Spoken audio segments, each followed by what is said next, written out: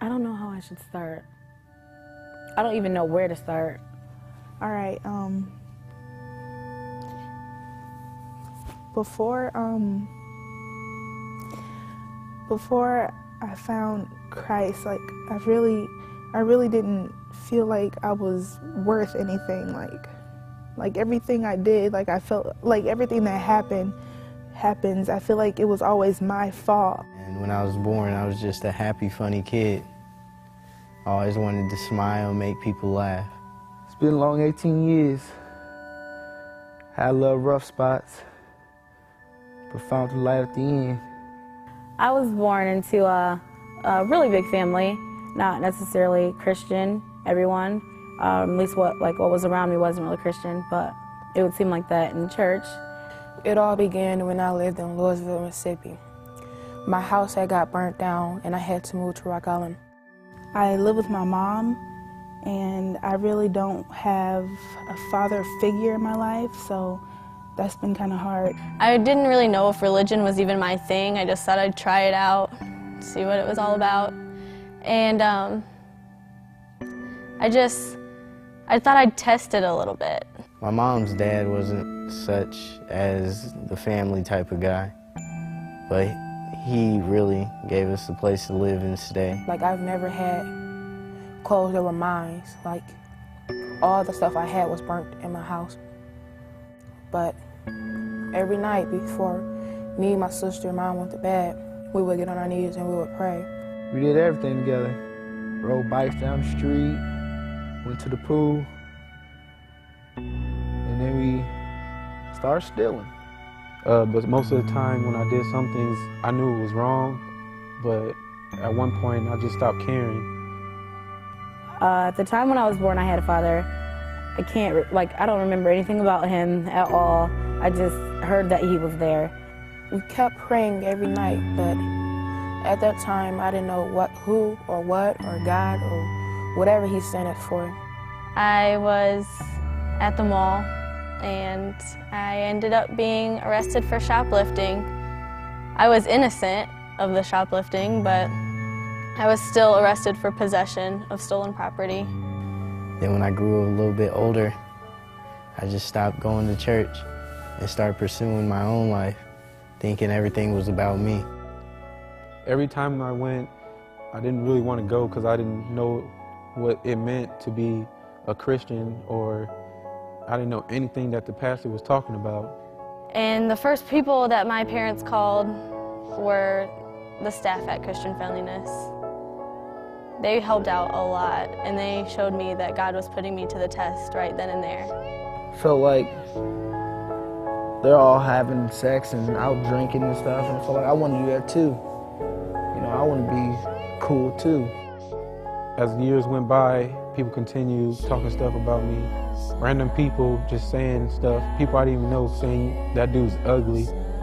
And I never really thought I was ugly. I started hearing it so much that it really started to get to me, and that's how I really felt I was ugly on the inside and the outside.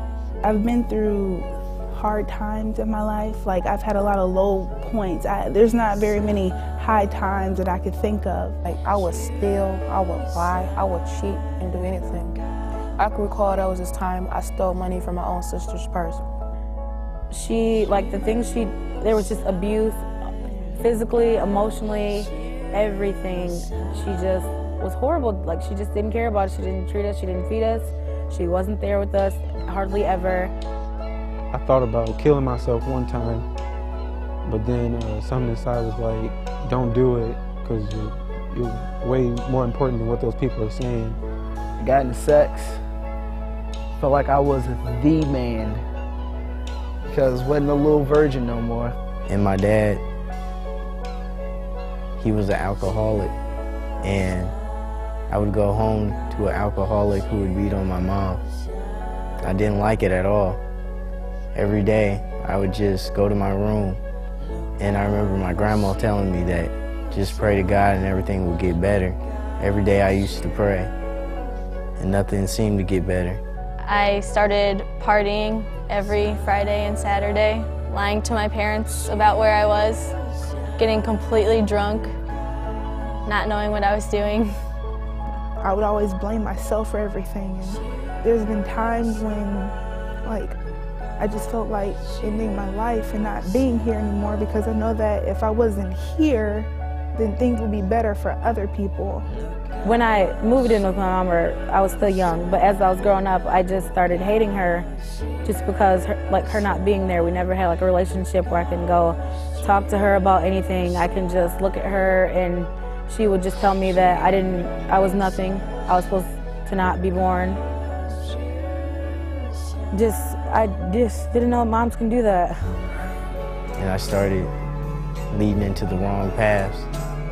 And just to make myself happier, I would take all my anger out on other people, get into fights at school, arguing, talking back, not listening to my mom. Just one night, I thought it'd be okay for me to go out and party because I thought, what's one night gonna hurt? Well, that night, I ended up being taken advantage of sexually. And I watched her to her face saying, no, I did not take it. She knew that I took it, but you know, she knew it, and that really hurt me. I did all those things to make me feel better because I never really found love from home or anything. My mom, it's never really been good with her. That night, me and my friend that was with me, we ended up getting raped, which I didn't really think. At first, it didn't come to me what happened. And then I just think I was hiding it from myself because I didn't want to realize what was happening.